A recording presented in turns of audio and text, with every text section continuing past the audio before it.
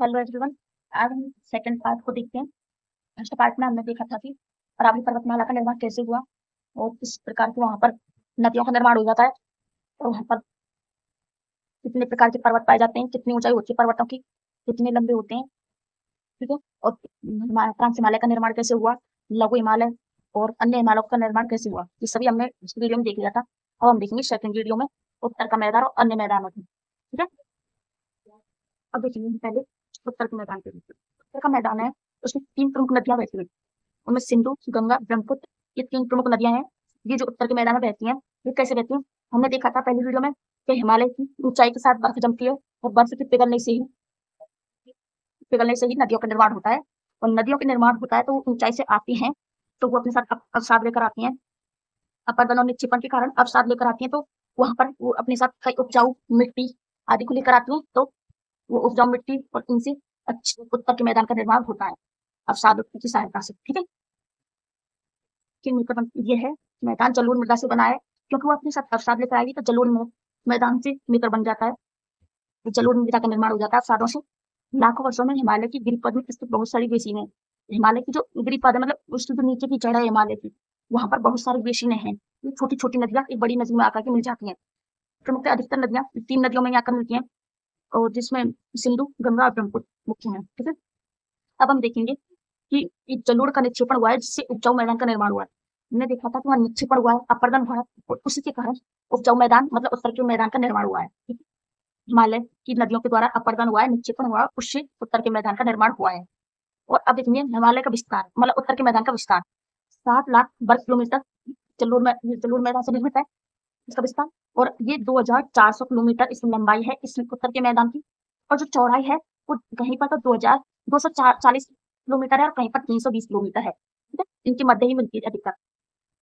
अब मैंने अभी देखा था कि जैसे हम ऊंचाई के साथ बढ़ते हैं तो ठंड बढ़ती है, तो यहाँ पर बर्फ जमा हो जाती है, और जैसे जैसे नीचे आ जाती है बर्फ, तो फिर यहाँ पर तापमान बढ़ता जाता है, तो उससे बर्फ पिघलती है, छोटी छोटी धाराएं एक बड़ी नदी में आकर मिल जाती हैं, उससे बड़ी नदी का निर्माण होता है। और जिससे बहुत सारे अपर्दन और निक्षेपण होता है, क्योंकि कम से कम ऊंचाई से आती है, अधिक से अधिक ऊंचाई से आती है, तो अपर्दन निक्षेपण को अपने साथ लेकर के अवसादों को तो वो यहाँ पर जमा कर देते हैं, जिससे वहां पर उपजाऊ मैदान उत्तर के मैदान का निर्माण हो जाता है ना।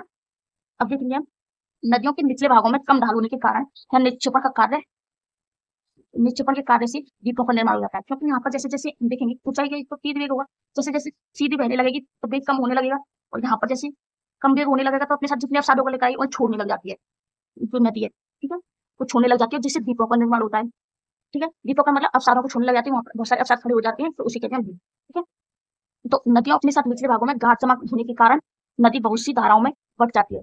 जो उसमें अधिक गाद जमा हो जाता है, मतलब जिस उसके रास्ते बहुत सारा गाद जमा हो जाता है, वो कई धाराओं में बढ़ जाती है, जो नदी कई ओर से निकलने लग जाती है। ठीक है।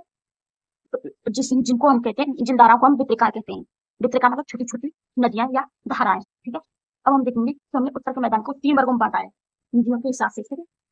क्योंकि हमें पता है अधिकतर नदियां उत्तर के मैदान में बहती हैं, और इसी कारण कृषि बहुत अच्छे तरीके से की जाती है। उत्तर के मैदान में भारत में सर्वाधिक कृषि की जाती है। कृषि के लिए बहुत प्रसिद्ध है, क्योंकि उपजाऊ मृदा भी होती है, जल की भी पूर्ति होती है।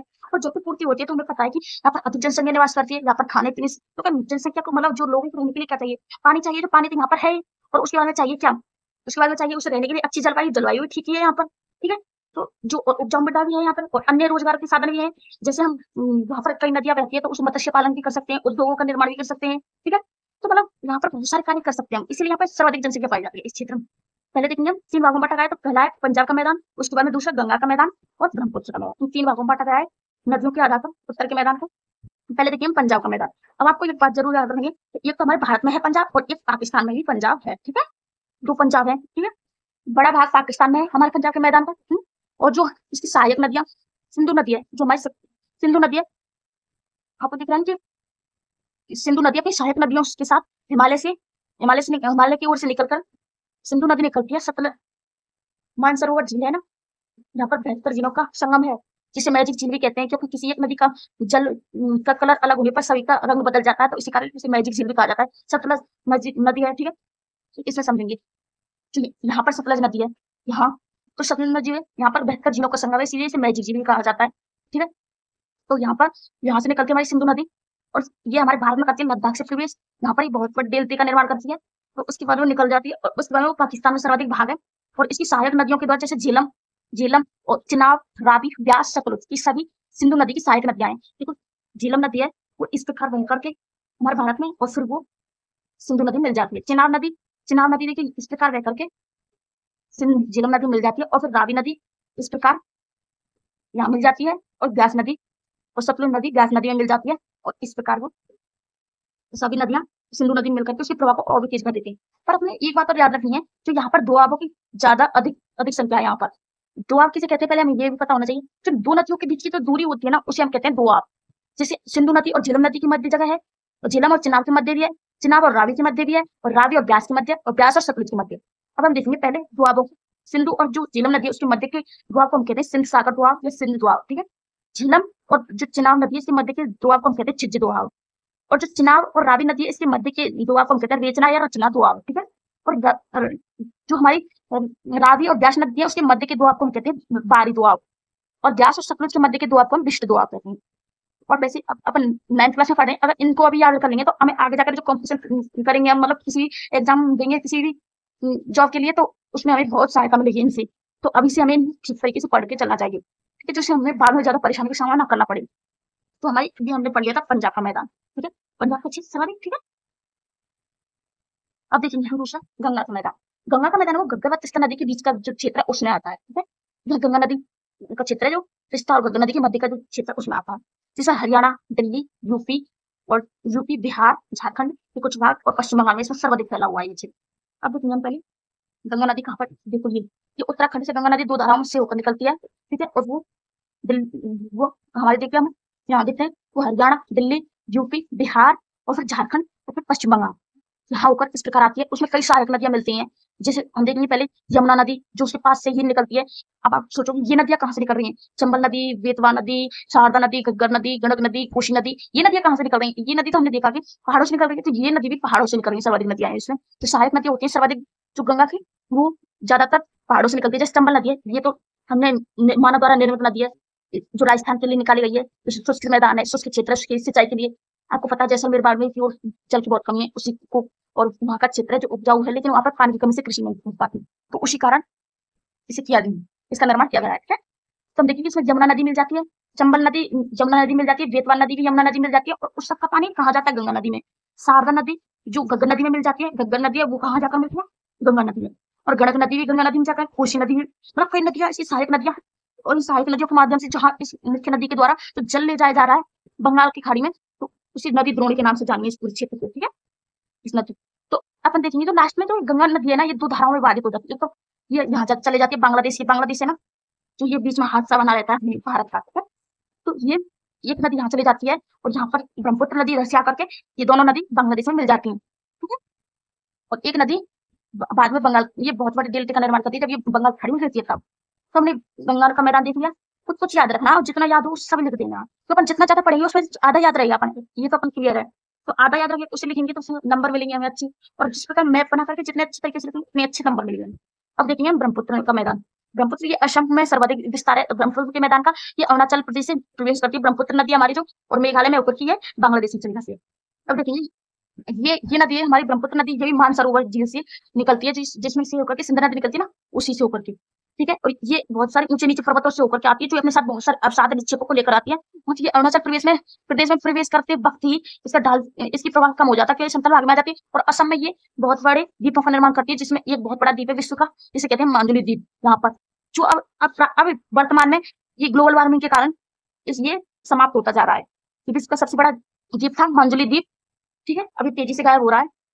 और उसके बाद हम देखेंगे इसे कटा छटा द्वीप भी कहते हैं, द्वीपों का निर्माण करने वाली नदी भी कहते हैं। ठीक है, ये कई धाराओं में होकर विभक्त हो जाती है और इसका तेज प्रभाव होता है, इसमें बांध बनाना असंभव है। ये अपने साथ बहुत सारे अवसाद और निक्षेपों को लेकर आती है, इससे द्वीपों का निर्माण करती रहती है, उन्हें समाप्त भी करती रहती है प्रवाह के द्वारा। और कई धाराओं में जैसे यहाँ द्वीप है तो ये इधर से निकलेगा, कई पानी इधर से निकलेगा, फिर इधर से, मतलब यहाँ पे बांध बनाना बहुत मुश्किल काम है। और फिर असम से लेकर के इसका सर्वाधिक जो असम को दो भागों में बांट देती है और ये फिर मेघालय से होकर के ये बांग्लादेश में प्रवेश कर जाता है। और बांग्लादेश में गंगा नदी की पहली धारा और ये ब्रह्मपुत्र नदी दोनों मिल जाती हैं और फिर ये भी उस हमारे पास वो है ना बंगाल की खाड़ी उसमें जाकर मिल जाती है। अब देखिए आकृति के आधार पर, आकृति और भिन्नताओं के आधार पर भी उत्तर के मैदान को 4 भागों में बांटा गया है। पहला है भावर। हमने देखा था कि जो हमारी पहाड़ों से ऊपर जो नदी आती है वो बहुत ऊंचाई से आती है, अवसाद लेकर आती हैं और वो अवसाद जमा हो जाते हैं, ठीक है? और वो अवसाद जमा हो जाते हैं, उसके नीचे होकर के अवसाद बहुत सारे हो गए, जो नदी है वो अवसादों को यहाँ पर इकट्ठा करके वो दिखती नहीं है नदी, अवसादों के नीचे होकर के जो बहती है ना, तो उसे कहते हैं भावत क्षेत्र। और जब वो अवसादों के साथ उसका प्रभाव भी कम हो जाता है, तो इसी कारण वो धीरे-धीरे जो अपने साथ छोटे-छोटे कणों को लेकर के छोटे-छोटे छोटे-छोटे जो उपजाऊ कण होते हैं, उन्हें लेकर के जो आगे बढ़ते हैं, तो उससे दलदली क्षेत्र का निर्माण होता है, तो उसे हम कहते हैं तराई। तो तराई क्षेत्र उसमें वन्य प्राणी से भरा हुआ रहता है वो क्षेत्र। यहाँ पर जो पाकिस्तान से आए हुए जो लोग होते हैं, उनके लिए शरण के लिए ये बहुत लाभदायक होता है।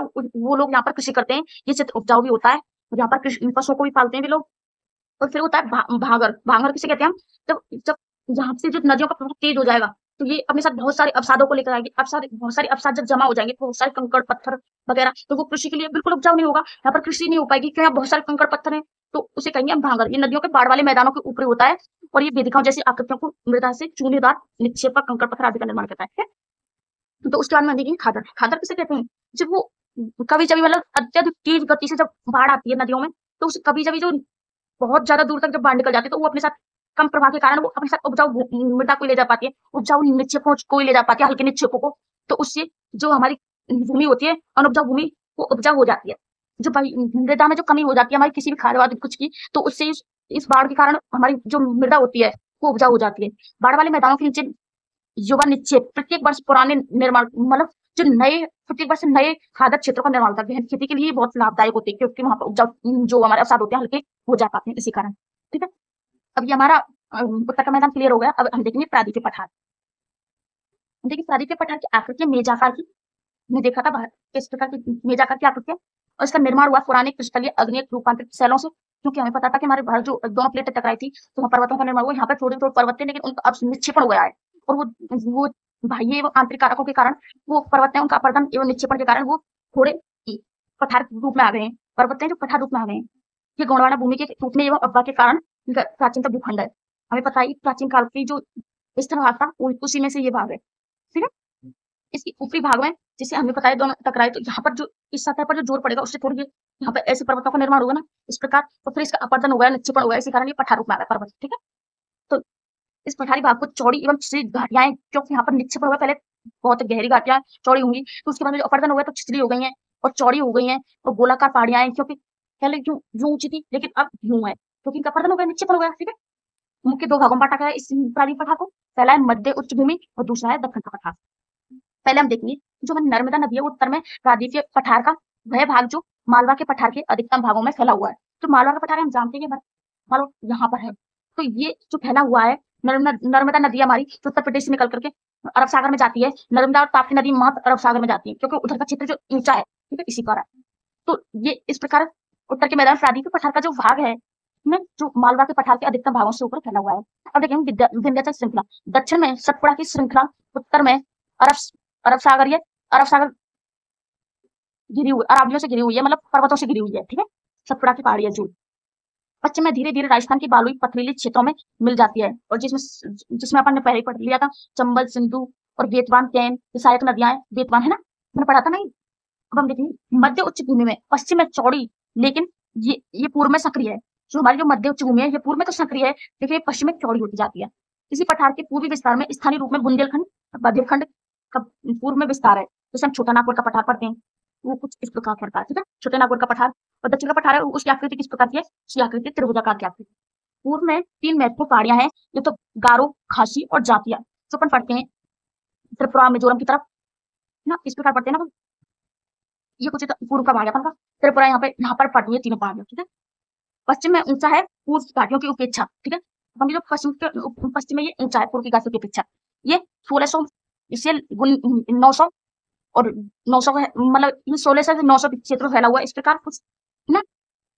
और ये मतलब उधर भी पश्चिम है, उधर इतना फैला हुआ अधिक, और इधर केवल 600 मीटर ही रह जाता है। ठीक है, मतलब इधर तक 1600 मीटर तक फैला हुआ है और इधर मात्र 600। ठीक है, इस पठार की मुख्य विशेषताएं काली मृदा, उपजाऊ मृदा है, क्योंकि यहाँ पर जो ज्वालामुखी भूकंपों की सहायता जो काली मृदा का निर्माण हुआ था उसका पता निक्षेपण हो गया, उससे काली मृदा उपजाऊ मृदा बन गई, जो कृषि के लिए बहुत अच्छी लाभदायक होती है, जिसे मानव अपनी कृषि के लिए उपयोग में ले लेता है। और इस पर जो दक्कन की ट्रम्प के नाम से जाना जाता है, जो कृषि करते हैं ना उसे, इस दक्कन ट्रम्प के नाम से किसे जाना जाता है, जो अपन की काली मृदा है ना यहाँ की उसे, क्योंकि ये जो कृषि के लिए बहुत ज्यादा लाभदायक होती है, इसका निर्माण होता है ज्वालामुखियों से। ठीक है, अब हम पढ़ेंगे भारतीय मरुस्थल।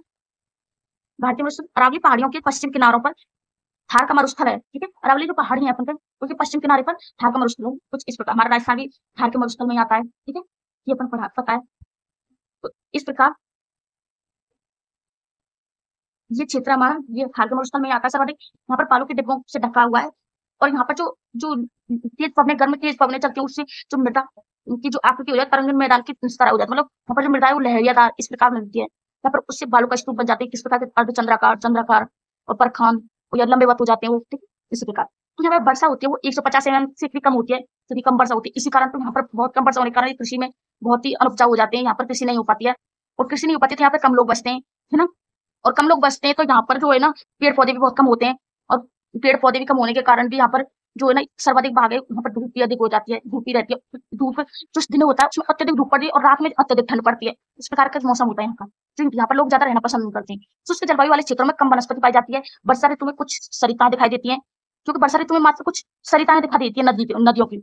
और वो जो वर्षा ऋतु के बाद में जब हमारी ग्रीष्म ऋतु आती है तो वो रास्ते में सूख जाती है, इनका उपयोग अत्यधिक कर जाता है, भाप के कारण उड़ने लग जाती है। इसी कारण सारे बालू का स्तूप विलीन हो जाती हैं और पर्याप्त जल के अभाव में सागरों तक नहीं पहुंच पाती हैं। और इसकी एकमात्र बड़ी नदी है जिसका नाम है लूनी, ठीक है।